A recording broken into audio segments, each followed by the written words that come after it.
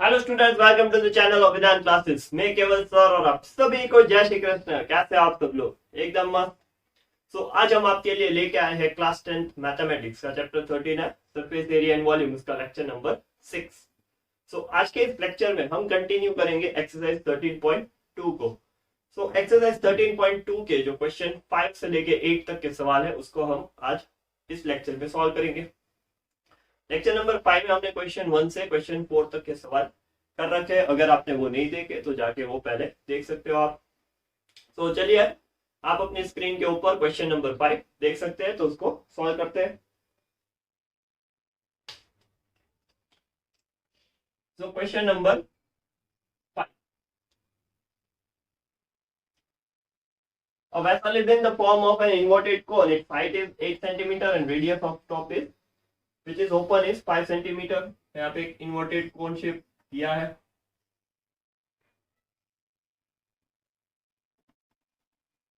इसकी जो हाइट है वो है 8 सेंटीमीटर, रेडियस है 5 सेंटीमीटर।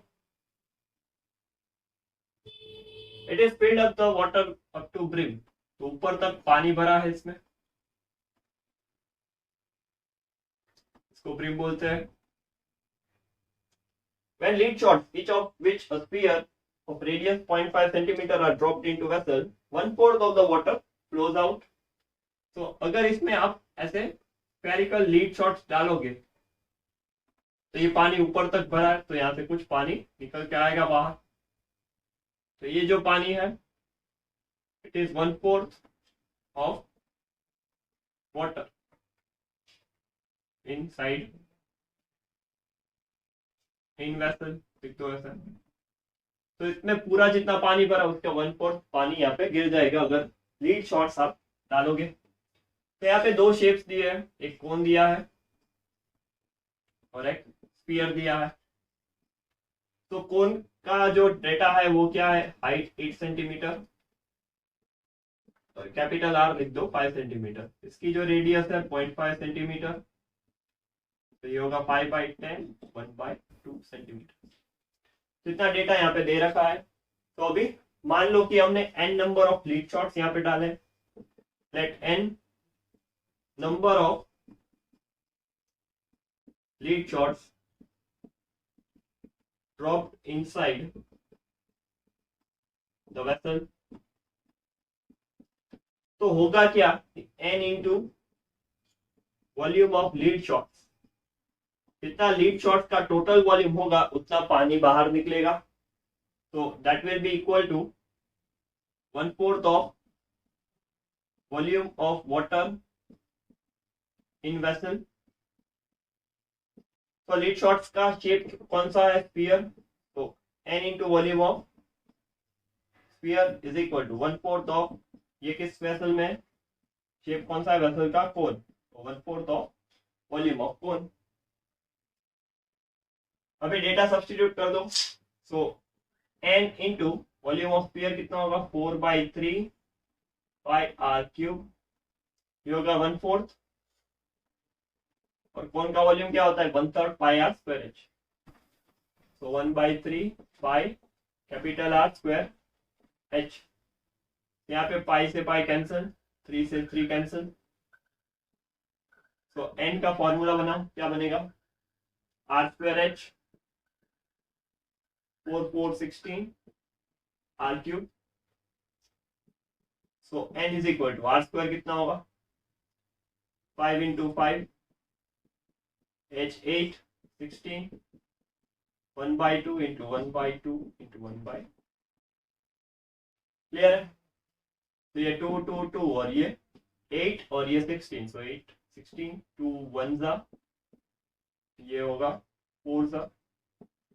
तो n will be equal to 25 into 4, so n will be equal to 100। so these are the number of lead shots।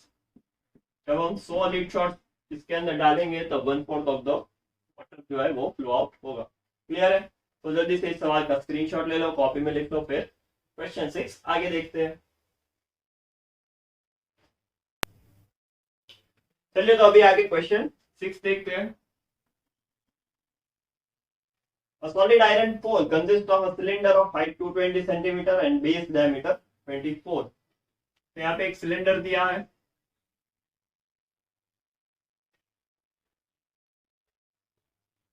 जिसकी हाइट है 220 सेंटीमीटर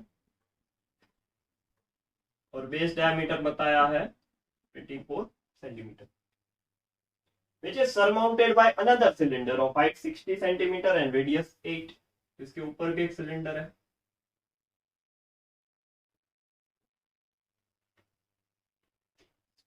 तो इसकी जो हाइट है वो है 60 सेंटीमीटर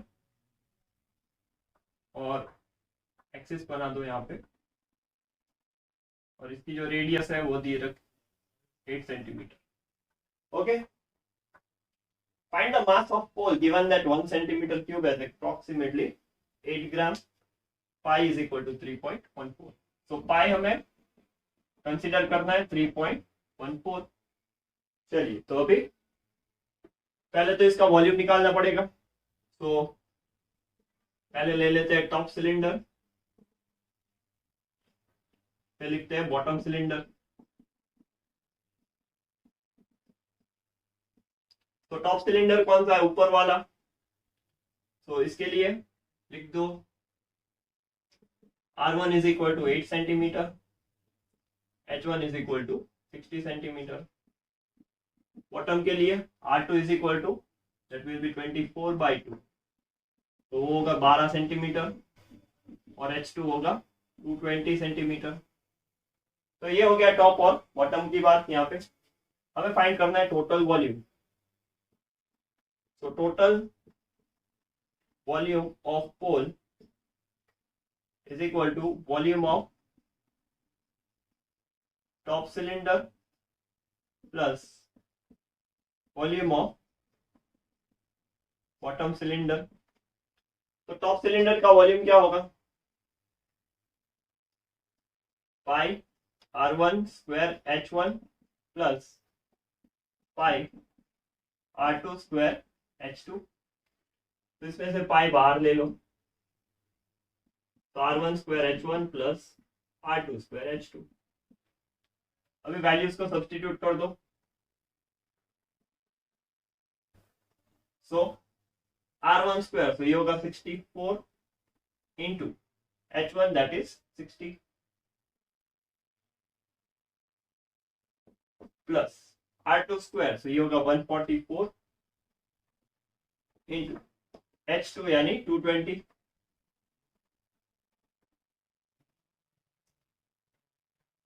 सो पाई इसको मल्टीप्लाई करना पड़ेगा.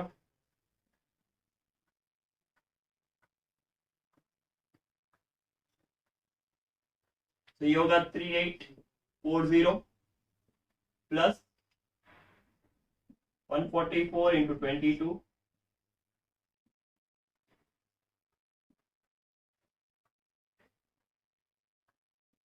ये होगा 3168. 3168 0.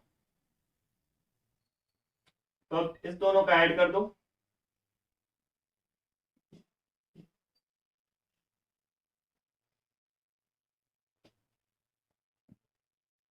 तो ये बनेगा 35520. तो ये 3.14, इसको लिख लो. पाई को 314/100 इंटू 35520. ठीक है. तो अभी इसको मल्टीप्लाई कर दो. 3552, 314, 4 2 8, 4 5 20, 22, 40, 0, 2 5 5 3 0 0, 3 2 6, 15, 16, 10. तो ये होगा 8 2 13, 15, ये होगा 10 11, 115328. तो 115328 111, सॉरी 1115328 अपॉन 10. तो ये इतना सेंटीमीटर क्यूब आ रहा है यहाँ पे.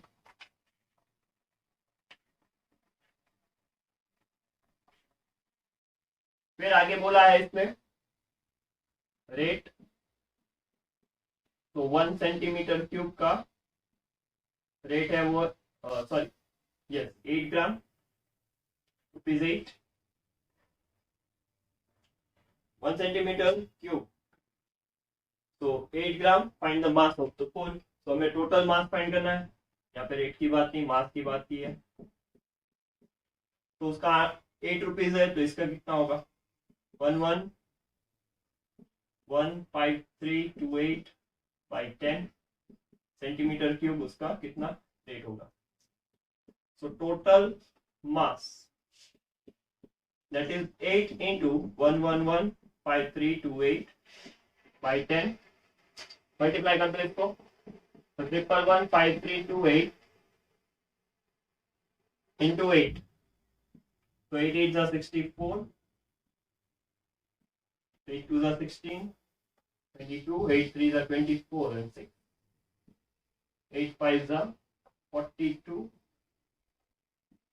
8 1s are 8 12, 9 और 8। ठीक है, तो ये डिवाइड बाय 10 है, तो इसका आंसर होगा 892262.4। इतना ग्राम में आंसर आएगा, इसको मिटा दो, तो केजी में आंसर क्या आएगा। देखो यहाँ पे पॉइंट यहाँ पे शिफ्ट कर दो, तो 892.2624 केजी।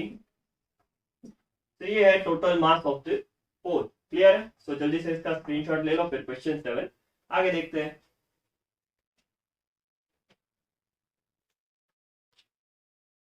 चलिए अभी क्वेश्चन नंबर 7 देखते हैं। A solid consisting of a right circular cone of height 120 cm and radius 60 cm standing on a hemisphere of radius 60 cm is placed upright in, okay, तो पहले इतना करते हैं सॉल्व। एक राइट सर्कुलर कोन दिया है यहाँ पे ऐसा, और वो एक हेमिस्फीयर के ऊपर ऐसे, इसकी जो हाइट दी है that is 120 सेंटीमीटर,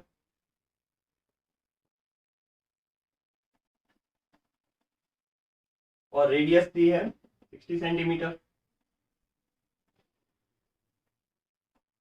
हेमिस्फीयर की भी रेडियस वही है 60 सेंटीमीटर, तो ये होगा 60 सेंटीमीटर।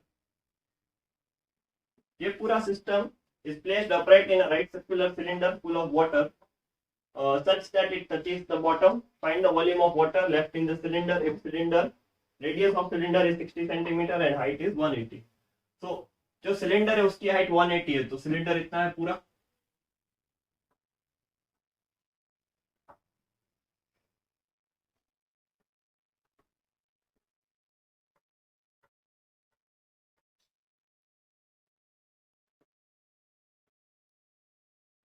तो सिलेंडर ऐसे है यहाँ पे, ठीक है, और इसके अंदर एक पानी भरा हुआ है। तो टोटल हाइट दी है 180 सिलेंडर के लिए, so you can see clearly 120 plus 60 180, और रेडियस तीनों का सेम है 60 सेंटीमीटर। तो लेफ्ट ओवर वाटर हमें फाइंड करना है, तो यहाँ पे कितना पानी होगा इन दिस रीजन।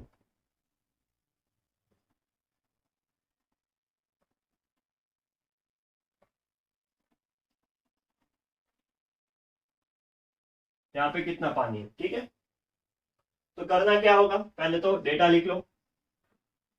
कोन, उसके लिए हाइट दी है 120 सेंटीमीटर h1, रेडियस तीनों का सेम है तो r लिख देंगे। कोन, उसके बाद हेमिस्फीयर, हेमिस्फीयर के लिए रेडियस है काफी 60 सेंटीमीटर। देन सिलेंडर, सो उसके लिए हाइट डिफरेंट है h2 दैट इज 180 सेंटीमीटर, और उसके लिए रेडियस कॉमन है 60। सो जो लेफ्ट ओवर वाटर है, ठीक है, find the volume of water left in the cylinder. तो जितना वॉल्यूम है वाटर का लेफ्ट हो रहा है, volume of water left,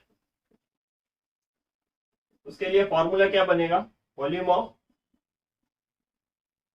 cylinder minus volume of cone minus volume of hemisphere. ठीक है, तो सिलेंडर का वॉल्यूम क्या होगा, पाई आर स्क्वायर, सिलेंडर के लिए H2, तो यहाँ पे लिख दो H2 माइनस कौन का volume 1/3 pi r square H, तो आर स्क्वायर, और हाइट होगी H1। हेमिस्फीयर के लिए क्या होगा वॉल्यूम 2/3 पाई आर क्यूब। अच्छा, तो इसमें से कॉमन क्या निकलेगा, निकाल लो पहले बाहर। तो पाई आर स्क्वायर कॉमन निकल रहा है, यस। ठीक है, यहाँ पे पाई क्या लेना है हमें 22/7। तो यहाँ पे क्या बचेगा अंदर H2 माइनस, यहाँ पे बचेगा H1/3 माइनस 2/3 ऑफ आर, क्योंकि एक आर स्क्वायर बाहर निकल गया, यहाँ पे बचेगा आर। चलिए, तो अभी वैल्यू सब्स्टिट्यूट कर दो सारे। तो 22/7, रेडियस कितना है 60, 60 का स्क्वायर क्या होगा 3600। ब्रैकेट यहाँ पे लिखते हैं H2 कितना है 180 माइनस H1/3, तो H1 क्या होगा 120/3 minus 2/3 of R, that is 60।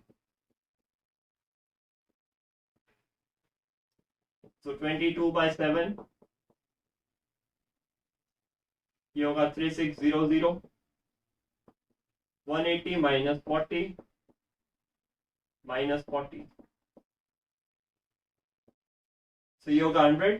तो 22/7 3600 इंटू 100, ये पूरा आंसर आएगा वॉल्यूम का सेंटीमीटर क्यूब में। ठीक है, तो we know the relation 1 metre cube क्या होता है 10⁻6 सेंटीमीटर क्यूब। तो 22/7 इंटू 3600 इंटू 100 अपॉन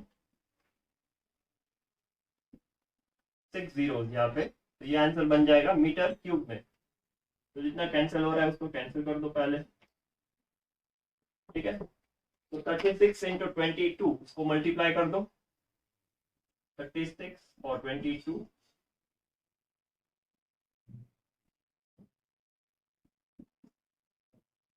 ये आ रहा है 792,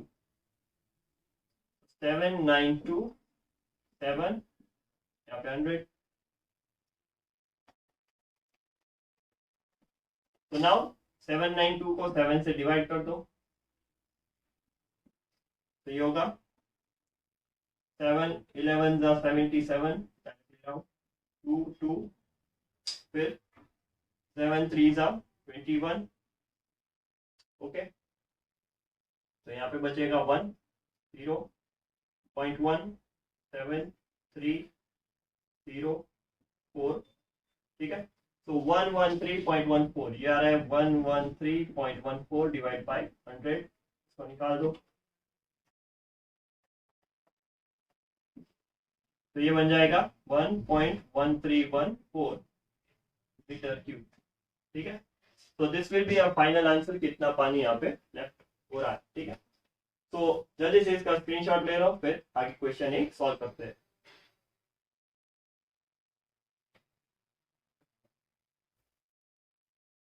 चलिए आखिरी सवाल देख लेते हैं, question number 8। A spherical glass vessel has a cylindrical neck 8 centimetre long. तो ग्लास वेसल है जिसमें ऊपर का पार्ट सिलेंड्रिकल है,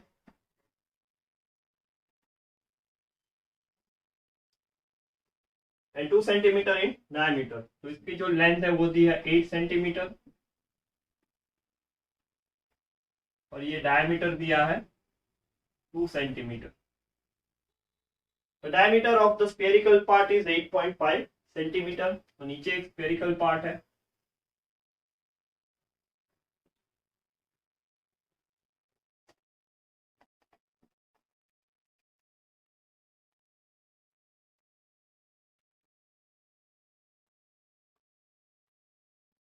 इसका जो डायमीटर दिया है वो है 8.5 सेंटीमीटर। ठीक है, by measuring the amount of water it holds a child find its volume to be 245 centimetre cube. तो इसका जो वॉल्यूम मेजर किया हुआ है वो है 2 3.45 centimeter cube. Check whether she is correct taking the above measurements by 3.14. तो यहाँ पे दो पार्ट बनाने हैं, एक स्फीयर और एक सिलेंडर. जो नेक का पोर्शन है. अच्छा, तो देखो सिलेंडर है, जो स्फीयर है उसका डायमीटर दिया है d1 दैट इज 8.5 सेंटीमीटर. तो r1 होगा 8.5 बाई 2. तो कैन वी राइट 85 बाई 20. तो ये होगा 17 बाई 4 सेंटीमीटर. तो ये हो गया r1 का रेडियस. यहाँ पे d2 वो है 1 सेंटीमीटर, सॉरी 2 सेंटीमीटर डायमीटर, और रेडियस होगा 1 centimetre. So that will B r2. इसकी हाइट दी है सिलेंडर की h दैट इज 8 सेंटीमीटर. हमें पूरा वॉल्यूम इसका निकालना है और चेक करना है कि वो सही है या नहीं, क्योंकि जो चाइल्ड ने मेजर किया वो कितना है 345 सेंटीमीटर क्यूब. चलिए, तो अभी वॉल्यूम निकाल दे. Volume of water is equal to volume of cylinder plus volume of sphere. तो सिलेंडर का वॉल्यूम क्या होगा, पाई आर स्क्वायर एच, और सिलेंडर यानी 2 प्लस 4/3 पाई स्फीयर का 4/3 पाई r1 क्यूब.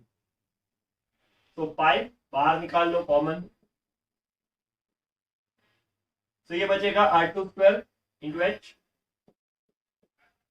प्लस यहाँ पे बचेगा 4/3 r1 क्यूब. तो देखो पाई का वैल्यू क्या है 3.14. r2 स्क्वायर इंटू एच, तो r2 क्या है 1, सो 1 स्क्वायर, और h कितना है 8, तो ये होगा 8 प्लस 4/3 r1 कितना है 17/4.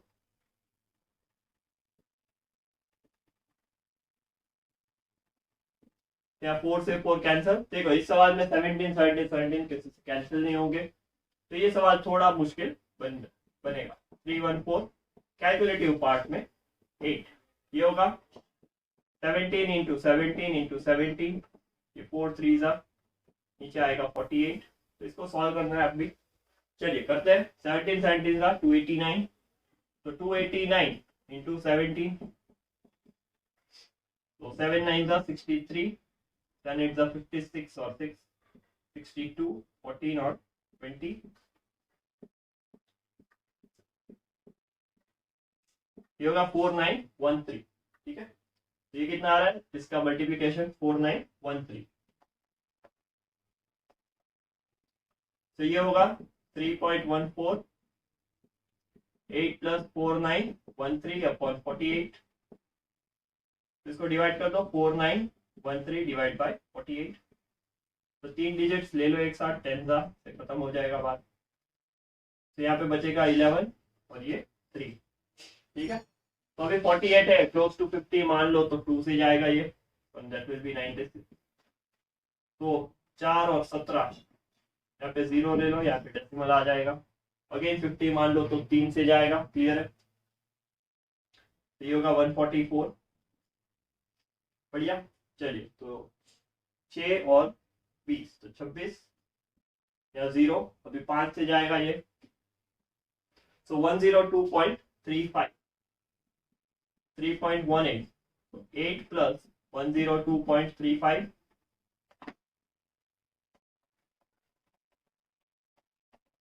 तो इसको ऐड कर दो. तो 314/100 इंटू ये कितना होगा 102.35, सो 110.35. ठीक है, तो 314/100 इंटू 11035/100. इन दोनों को मल्टीप्लाई करके डेसिमल को शिफ्ट कर दो फिर. तो चलिए मल्टीप्लिकेशन करते हैं. 11035, ये 314, तो 4 5 20, 4 3 12 और 2 14, 4 0 0 1 4 4 0 5 3 0 1 1। चलिए फिर 2 0 लगा दो। 5 3 15, 3 3 9, 1 10, 1 3 1 3 3। तो 0 9 9 4 6 4 3। तो ये हो रहा है 3 4 6 4 9 9 0। 3 4 6 4 9 9 0 और 4 डेसिमल शिफ्ट करने हैं अभी 3। तो ये होगा 346.499 सेंटीमीटर क्यूब। तो which is close to 346.5 centimetre cube. तो आंसर आ रहा है 346.5 और इसका आ रहा था चाइल्ड का 345। तो कंक्लूजन क्या बनेगा? कंक्लूजन क्या बनेगा? Hence she is wrong. She he कोई भी हो, क्या पता कौन सा गर्ल था या बॉय।